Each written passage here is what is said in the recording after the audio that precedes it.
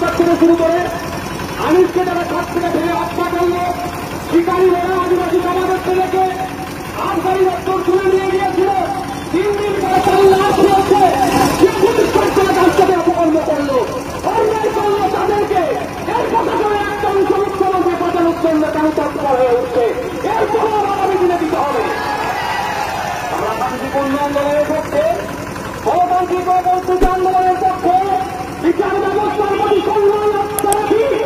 যদি কোন কলকাতা হাইকোর্টের কোন বিচারপতি যদি আমাদের রাস্তায় আঘাত দেয়, তার সাধারণ মানুষের মনে যদি প্রশ্ন করে বিচার ব্যবস্থার প্রতি যদি আমাদের রাস্তা পাবে, সেই বিচারপতিকে কিন্তু দায়ভার নিতে হবে। আমরা রাস্তা লিখেছিলাম, কিন্তু দুর্ভাগ্যের বিষয় আমরা একের পর এক ঘটনা ঘটে যাচ্ছে, এইগুলোকে ধামাচাপা দেওয়ার জন্য প্রশাসন এবং সরকার তৎপরতা দেখাচ্ছে। আমরা ভুলে যাচ্ছি না